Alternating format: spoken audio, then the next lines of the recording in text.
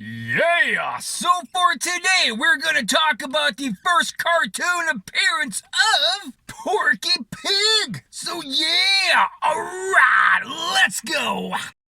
Alright, so we start off in school in Miss Chud's classroom where there be a talent show afoot. The little schoolroom is packed with students and parents alike. Even if some parents are going there topless, hey man, I guess it's all cool in cartoon land.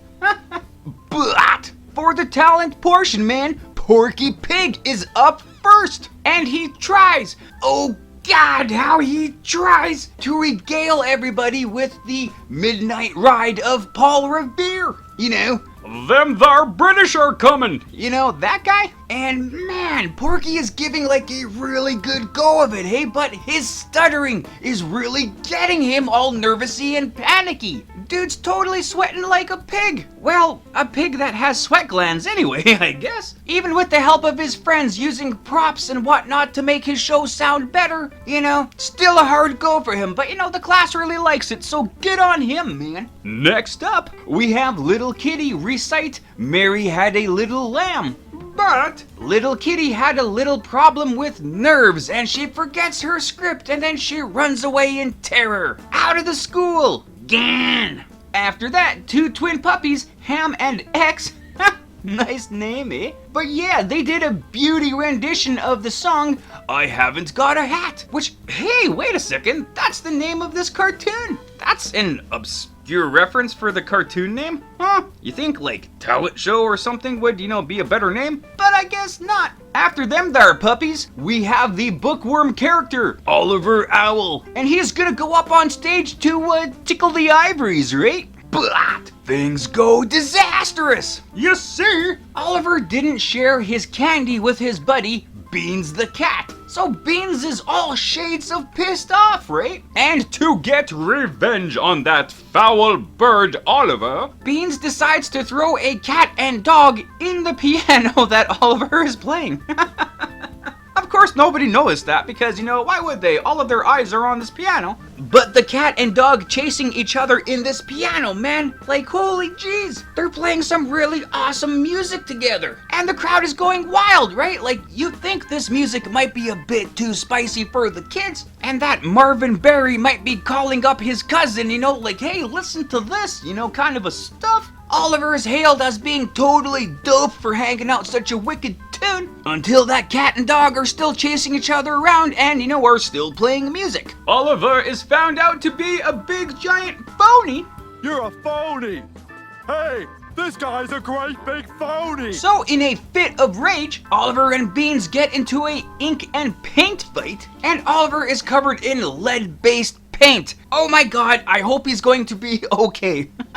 But they make amends, so I guess that it's all good. But yeah, that's pretty much where it ends. And with that, that's all, folks. Yeah, indeed, Porkimus Pigimus, what a guy! And what a fairly kind of a random cartoon, It's like there was kind of a lot going on, but kind of not at the same time. Like, it's pretty good, don't get me wrong, right? But, like other Looney Tunes, Merry Melodies cartoons, man, there is usually an actual story that kind of happens with a proper beginning, middle, and end, No matter how short they are, 7 minutes long, but they still have a protagonist, antagonist, a story arc, and all that kind of stuff. This one, not so much, Like, it seems so much more random. Like, I guess, yeah, a school talent pageant, like, what are you gonna do for, like, a story? But, like, in its randomness, it does actually make sense when you really look into it. So this whole cartoon is based off other comedy shorts from a different group altogether. That would be the comedy shorts from the group called Our Gang.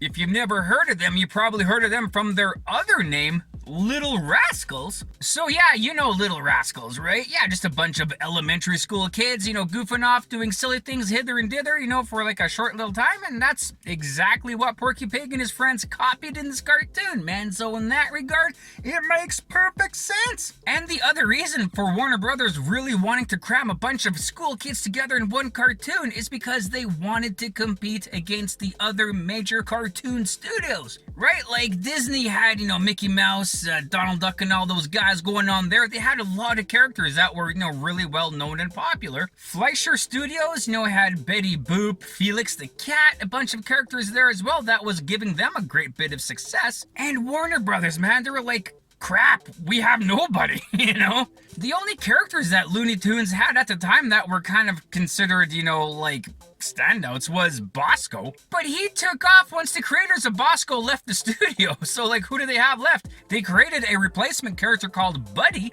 but, like, he wasn't really well known. I'm sure if you've heard of him, right? When you think of Looney Tunes, Buddy. Some guy, I don't know. So they created all of these characters all at once for this new kind of cartoon to really make that push for Looney Tunes, for them to be all like hip and happening with the kids and stuff, right? So all the characters that were involved in this cartoon, you had Miss Chud, Beans the Cat, Porky Pig, Little Kitty, Oliver Owl, whatever right here, Tommy Turtle, and the two puppy dogs, that were twins, Ham and X. Pretty neat name, right? So it was fairly successful. You've seen these characters, what kind of characters that they were, how they kind of interacted with each other.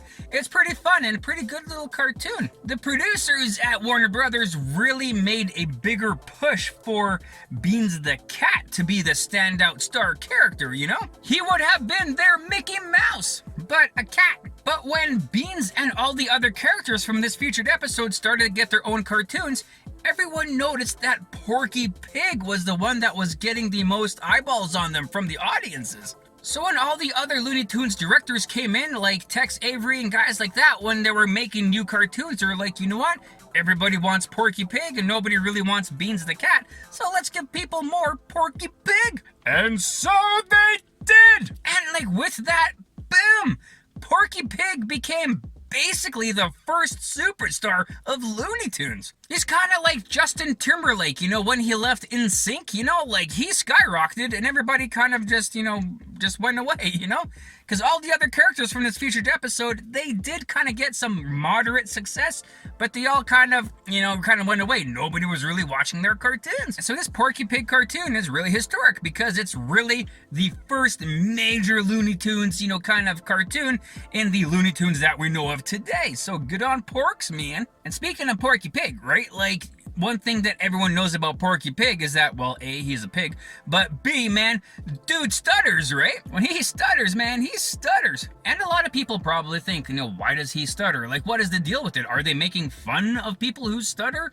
Is it just some kind of a gimmick for him to really stand out? Like, what is it? And, well, the simple answer is the voice actor for Porky Pig, Joe Daughtry, the dude stuttered in real life. So that's his authentic stuttering in this featured episode. And it's one of the things that really did help Porky Pig. Like I said before, his stuttering is one thing that people really remember from this character. So Joe Daughtry's, stuttering got worse eventually, and he had to be let go because, he couldn't really do any recordings. And Porky Pig's voice actor was replaced by the legendary Mel Blanc. And Mel Blanc, knowing what's up, man, he kept the stuttering in. He kind of turned his stuttering, to 11. It was a bit much, I got to tell you, man. With Joe Daughtry, like I say, that was authentic stuttering, but with Mel Blanc, man, he kind of went overboard on that, And a fun little fun fact on our good friend Porkimus here. He was created by the director of the featured episode here,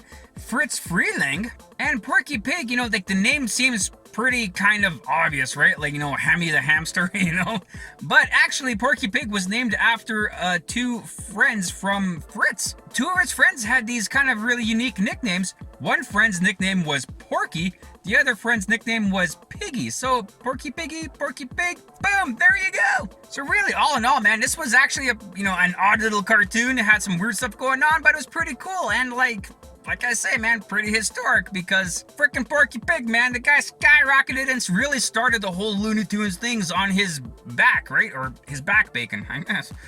But still. But that's pretty much all it got for this cartoon here and all that kind of stuff. So, with this, that, those, and the other things, I guess, that's that. Right on, and there you go. So, thanks for watching the video. I hope you liked it as much as I did making it. Also, feel free to check out the source material that I featured in this video. And if you want to leave a comment on anything you may have liked or things I might have missed in this, feel free to do so. Or anything else, just to say hi. That's cool too. And other than that, have a great day. Thanks.